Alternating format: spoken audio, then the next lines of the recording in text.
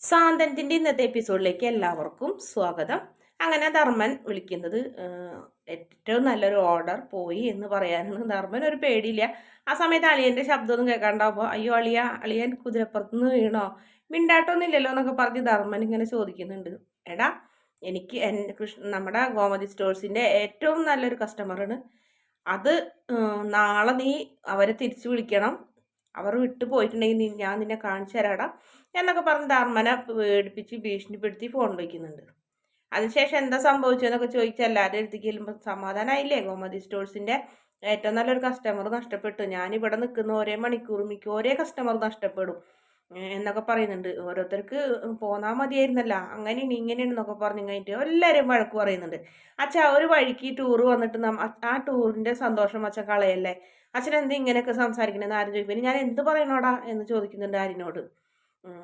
ആ സമയത്ത് ആകാശ് ചോദിക്കുന്നുണ്ട്, എന്ത് പറ്റിയച്ചാ, ഏത് കസ്റ്റമറിന് പോയത്, ഏതായാലും നിനക്ക് എന്താടാ, നീയല്ലേ ഇതിന് എല്ലാത്തിനും കാരണം എന്ന് പറഞ്ഞപ്പോൾ ആകാശ് എന്ത് പഴിച്ചു, ചേട്ടൻ എന്ത് പഴിച്ചു എന്ന് ആരും ചോദിക്കുമ്പോൾ ഇവൻ എന്ത് ചെയ്യാനാണ്, ഇവന്റെ മനസ്സിലേക്ക് പ്രേമവും മണ്ണാങ്കട്ടയും അതും ഇതൊക്കെ കുത്തിക്കയറ്റി അവനെ കൊണ്ട് കല്യാണം കഴിപ്പിച്ചത് നീയല്ലേ, അതുകൊണ്ടല്ലേ ഇപ്പം ഈ ടൂറ് പോരാൻ പറ്റിയത്, അതുകൊണ്ടാണല്ലോ കസ്റ്റമർ പോയെന്നൊക്കെ പറഞ്ഞ് ബാലൻ പരിസരം മറന്ന് പൊട്ടിത്തെറിക്കുന്നുണ്ട്. ആ സമയത്ത് നമ്മുടെ ഗോമതി പറയുന്നുണ്ട്, ഇങ്ങനെയൊന്നും പറയല്ല, ഇതൊരു അമ്പലമാണെന്ന് പറഞ്ഞപ്പോൾ ഞാൻ ഈ ഒരു അമ്പലത്തിൽ മാത്രം വരണം എന്ന് ആഗ്രഹിച്ചിട്ടുണ്ടായിരുന്നുള്ളൂ, അമ്പലത്തിലെ ദേവിയും കൂടെ കേൾക്കട്ടെ എൻ്റെ കാര്യങ്ങൾ, എൻ്റെ അവസ്ഥകൾ, അതെ ഉണ്ടാക്കിയതെല്ലാം 25 വർഷം കൊണ്ട് ഉണ്ടാക്കിയതെല്ലാം 25 സെക്കൻഡ് പോലും വേണ്ട എല്ലാം ഒലിച്ചു പോകാൻ എന്നൊക്കെ പറഞ്ഞ് അങ്ങോട്ട് ദേഷ്യപ്പെടുന്നു. ആ സമയത്തിന് മീനാക്ഷിക്ക് പെട്ടെന്ന് ദേഷ്യം വരുന്നുണ്ട്. പക്ഷെ അങ്ങനെ ബാലൻ അവിടെ നിന്ന് മാറിപ്പോവും. മീനാക്ഷി ഇപ്പുറത്തേക്കും പോകുന്നുണ്ട്. മീനാക്ഷി പ്രത്യേകിച്ച് ഒന്നും പറയുന്നൊന്നുമില്ല ബാലനെ. ഗോമതി പാലേട്ടാന്നൊക്കെ വിളിച്ച് പിന്നാലെ ചെല്ലുന്നുണ്ട്. ഞാൻ ഒത്തിരി നേരം സ്വസ്ഥമായിട്ട് ഇരുന്നോട്ടെ എന്ന് പറഞ്ഞപ്പോൾ പാലേട്ടൻ എന്തിനാ ഇങ്ങനെ ദേഷ്യപ്പെടുന്നത്, എല്ലാവർക്കും വിഷമായില്ലേ, എന്തെങ്കിലും പറയാം, നമ്മുടെ മക്കളെ പറയുന്ന പോലെ അല്ലല്ലോ, മീനാക്ഷിയും കൂടി ഉള്ളതല്ലേ, കുറച്ചും കൂടെ ഒക്കെ ഒന്ന് അഡ്ജസ്റ്റ് ചെയ്യേണ്ടതെന്ന് പറഞ്ഞപ്പോൾ ഞാൻ എല്ലാവരോടും ഇങ്ങനെ തന്നെയാണ്, എൻ്റെ സ്വഭാവത്തിന് ഒരു മാറ്റം ഉണ്ടാവില്ല, അവൾ വന്നെന്ന് വിചാരിച്ചിട്ട് എൻ്റെ സ്വഭാവത്തിന് ഒരു മാറ്റം ഉണ്ടാവില്ല, ഞാൻ ഇങ്ങനെ തന്നെ പെരുമാറുള്ളൂ എന്നൊക്കെ പറഞ്ഞ് ബാലൻ വാശിയിൽ തന്നെ നിൽക്കുന്നുണ്ട്. ഇതേ സമയം തന്നെ മീനാക്ഷിയുടെ അടുത്ത് ആകാശം എന്നിട്ട് മീനു സോറി എന്ന് പറഞ്ഞപ്പോൾ എന്ത് സോറി, ആകാശിന് നാണാവില്ല എന്നോട് ഇങ്ങനെ സോറി പറയാൻ, എന്നെന്നും സോറി സോറി സോറി, വേറെ ഒന്നുമില്ല, എനിക്കിപ്പോൾ മനസ്സിലായി ആകാശിൻ്റെ സ്വഭാവം ഇങ്ങനെയാണെന്ന്, അതുകൊണ്ട് ഞാനത് അക്സെപ്റ്റ് ചെയ്യുന്നുണ്ട്, അച്ഛനോട് സംസാരിക്കാൻ നിങ്ങൾക്ക് ധൈര്യമില്ല, പക്ഷെ ഇങ്ങനെ ചെയ്യാൻ പാടുണ്ടോ, ഒത്തിരിയൊക്കെ ഒരു വ്യത്യാസം വരുത്തണ്ടേ എന്നൊക്കെ ചോദിക്കുന്നുണ്ട്. ഇതിപ്പോൾ ടൂർ വന്നതിന് എല്ലാവർക്കും കൂടി വഴക്ക് കേട്ട പോലെ എന്നൊക്കെ ആകെ നാണക്കേടായി, എത്രയും പെട്ടെന്ന് വീട്ടിലേക്ക് എത്തിയാൽ മതി എന്നൊക്കെ പറഞ്ഞ് നമ്മുടെ മീനും ആകെ ദേഷ്യപ്പെടുന്നു.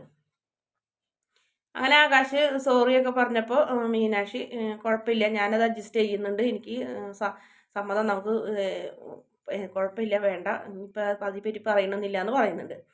ഇതേ സമയം തന്നെ എല്ലാവരും കൂടെ രണ്ടാമത് അമ്പലത്തിൽ നിന്ന് പോകാൻ നിൽക്കുമ്പോൾ തന്നെ കാർ ഡ്രൈവർ വരുന്നുണ്ട്. കാർ ഡ്രൈവർ വന്ന് പറയുന്നുണ്ട്, സാർ മുതലാളി വിളിച്ചിരുന്നു എന്ന് പറഞ്ഞപ്പോൾ എന്തായെന്ന് ചോദിക്കും. അതിന് മുന്നേ ആര്യനും അതുപോലെ തന്നെ അനുവും കൂടെ ഫോട്ടോ എടുക്കുന്ന സമയം കുറേ സെൽഫിയൊക്കെ എടുക്കുന്നുണ്ട്. അച്ഛൻ അവിടെ വഴക്കുണ്ടാക്കാല്ലേ, സെൽഫിയെങ്കിലും എടുത്ത് സന്തോഷിക്കാന്ന് പറഞ്ഞ് ആങ്ങളെയും പെങ്ങളും കൂടെ സെൽഫി എടുക്കുന്ന സമയത്തിന് ഡ്രൈവർ വരുന്നത്. അച്ഛനെ ചോദിക്കും, അച്ഛൻ അവിടെ ഉണ്ടെന്ന് പറയും. അങ്ങനെ എന്തോ പ്രശ്നം ഉണ്ടല്ലോ എന്ന് വിചാരിച്ചു കഴിഞ്ഞിട്ട് ഇവരും പിന്നാലെ ചെല്ലുന്നുണ്ട്. ആ സമയത്ത് എന്തേന്ന് ചോദിക്കുന്നുണ്ട് ബാലൻ എന്തെന്ന് ചോദിക്കുമ്പോൾ നമ്മുടെ ഡ്രൈവർ പറയുന്നുണ്ട്, മുതലാളി വിളിച്ചിരുന്നു, ഇന്ന് രാത്രി തുടങ്ങി ഹൈ റേഞ്ചിൽ നല്ല മഴയായിരിക്കും, മണ്ണിടിച്ചിലിന് സാധ്യതയുമുണ്ട്, അതുകൊണ്ട് എത്രയും പെട്ടെന്ന് പോരാനാണ് പറയുന്നത്, ഇന്ന് പോയില്ലെങ്കിൽ പിന്നെ ഇവിടെ കുടുങ്ങും എന്നൊക്കെയാണ് പറയുന്നതെന്ന് പറഞ്ഞപ്പോൾ ബാലൻ പറയുന്നു, പിന്നെ എന്താ സംശയം, ഇന്ന് തന്നെ തിരിക്കുക, താൻ വണ്ടി തിരിച്ചോ, റൂമിൽ പോയി ഡ്രസ്സ് ഒന്ന് പാക്ക് ചെയ്യേ വേണ്ടു എന്ന് പറഞ്ഞപ്പോൾ മീനാക്ഷി ആകെ ഞെട്ടുന്നുണ്ട്. ആകാശനെ തോണ്ടുന്നുണ്ട്, അച്ഛാ ഇന്ന് പോകണോ, ആര്യനും ചോദിക്കുന്നുണ്ട്, അച്ഛാ ഇന്ന് പോകണ്ട അച്ഛാ, നാളത്തെ കഴിഞ്ഞിട്ട് പോകാച്ചാ, അപ്പം നിങ്ങളോടല്ലേ പറഞ്ഞത് ഈ ഇത്രയും പ്രശ്നങ്ങൾ ഇവിടെ നടക്കണേന്നേ, അതല്ലെങ്കിലോ തന്നെ എൻ്റെ ഗോമതി സ്റ്റോഴ്സിന് നഷ്ടങ്ങളാണ്, ഇനി ഇതിൻ്റെ ഇടയിൽ കൂടി മഴ പെയ്ത് ഇവിടെ കൂടെ പെട്ടാൽ പിന്നത്തെ അവസ്ഥ പറയേ വേണ്ടെന്നൊക്കെ പറഞ്ഞ് ബാലൻ ആകെ പൊട്ടിത്തെറിക്കുന്നുണ്ട്. എന്തായാലും അങ്ങനെ എല്ലാവരും കൂടെ പോകാൻ തീരുമാനിച്ച് തിരിച്ച് പോകണ്. പിന്നെ റൂമാണ് കാണിക്കുന്നത്. റൂമിൽ ഡ്രസ്സൊക്കെ പാക്ക് ചെയ്യുന്നുണ്ട് ആകാശ്. മീനാക്ഷി ഇങ്ങനെ ഒന്നും മിണ്ടാണ്ട് ഇങ്ങനെ നിൽക്കുന്നുണ്ട്. പിന്നീട് ആകാശ് മീനാക്ഷി അടുത്തേക്ക് ചെല്ലും. മീനാക്ഷി എന്ന് വിളിക്കുമ്പോൾ തന്നെ മീനാക്ഷി ആകാശിനെ കെട്ടിപ്പിടിച്ച് കരയുന്നുണ്ട്.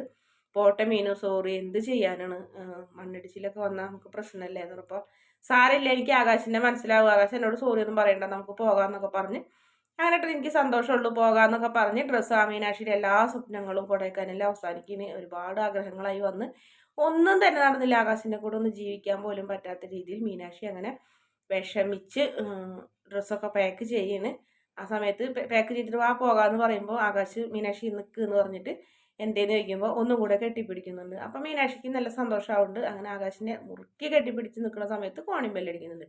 തുടങ്ങി അവൾക്ക് രാവിലെ തന്നെ വ്ളോഗിംഗ് എന്നും പറഞ്ഞു കഴിഞ്ഞിട്ട് കലിതുള്ളി കഴിഞ്ഞിട്ട് നിൽക്കും മീനാക്ഷി. ആ സമയത്ത് ആകാശ് പോയി വാതിൽ തുറക്കുമ്പോൾ റൂം പോയിന്ന് സാർ പെട്ടിയൊക്കെ എടുത്ത് പുറത്ത് വയ്ക്കാൻ വേണ്ടിയിട്ട് അപ്പോൾ വെച്ചോന്ന് പറഞ്ഞ് അങ്ങനെ എല്ലാവരും പെട്ടിയൊക്കെ പാക്ക് ചെയ്ത് പോകുന്നുണ്ട്. പിന്നെ കാണിക്കുന്നത് നമ്മുടെ വീട്ടിലെത്തി. അങ്ങനെ എല്ലാവരും വീട്ടിലെത്തി അവിടെ ഇറങ്ങുന്നുണ്ട്. ഇറങ്ങി പെട്ടിയൊക്കെ എടുത്ത് ഇറക്കി വയ്ക്കും. എന്നാൽ ഡ്രൈവറെ എന്ന് വിളിക്കുന്നുണ്ട്. ബാലൻ ഡ്രൈവറെ എന്നാൽ കാശ് എന്ന് പറഞ്ഞ് 3000 രൂപയാണ് കൊടുക്കുന്നത്. അയ്യോ സാർ ഇത് പോരാ, പറഞ്ഞ കാശുണ്ടല്ലോ പിന്നെന്താ പോരാന്ന് പറഞ്ഞത്. കൊടൈക്കനാലിൽ മാത്രമല്ല പറഞ്ഞിട്ടുള്ളൂ, പൂമ്പാറ അമ്പലത്തിലേക്ക് പോകുന്ന വഴി 2 വഴിയാണ് പറഞ്ഞത്. അതിലേറ്റവും പ്രയാസമുള്ള വഴി കൂടെയാണ് നിങ്ങൾ പോയത്, ഒരുപാട് കാഴ്ചകൾ കാണണം എന്ന് പറഞ്ഞിട്ട് അതിൽ തന്നെ ഇത്രയും കാശായി, ഞാൻ എൻ്റെ കയ്യിൽ നിന്ന് എടുത്ത് കൊടുക്കേണ്ടി വരും, മുതലാളി സമ്മതിക്കില്ല എന്ന് പറഞ്ഞപ്പോൾ എന്ന് പറഞ്ഞാൽ എങ്ങനെയാണ്, പറഞ്ഞ പൈസ തന്നിട്ടുണ്ട്, ഇതിൽ 1 രൂപ പോലും കൂടുതൽ ഞാൻ തരുന്നത് താൻ വിചാരിക്കേണ്ടെന്ന് പറയുന്നു. അങ്ങനെ മീനാക്ഷി പെട്ടെന്ന് തന്നെ കയറിയിട്ട് ചേട്ടാ 2500 രൂപയുണ്ട്, 500 രൂപ കൂടുതൽ വേണ്ട മേഡം എന്ന് പറഞ്ഞപ്പോൾ അത് സാരില്ല ചേട്ടൻ എടുത്തോ, ചേട്ടൻ ഇത്രയും ദിവസം ഞങ്ങളെ കൂടെ നിന്നതല്ല എല്ലാത്തിനും, ചേട്ടൻ സന്തോഷത്തിന് അപ്പോൾ താങ്ക് യു മേഡം എന്ന് പറയുന്നുണ്ട്. ആ സമയത്ത് ബാലൻ അങ്ങോട്ട് ആകെ ഇല്ലാതായി, കൊച്ചായ പോലെ ആയി. ബാലൻ്റെ ആ കാശ് അങ്ങോട്ട് തിരിച്ചു കൊടുത്തേന്ന് പറഞ്ഞു. അങ്ങനെ ഡ്രൈവർ മീനാക്ഷിയുടെ കയ്യിൽ ആ കാശ് എടുത്ത് കൊടുക്കും. എന്നിട്ട് 2500 രൂപ ബാലൻ എടുത്ത് കൊടുത്തിട്ട് പറയും, ഇതാ കാശ്, പറഞ്ഞതിലും 500 രൂപ കൂടുതലുണ്ട്, താൻ പൊക്കോ എന്ന് പറയും.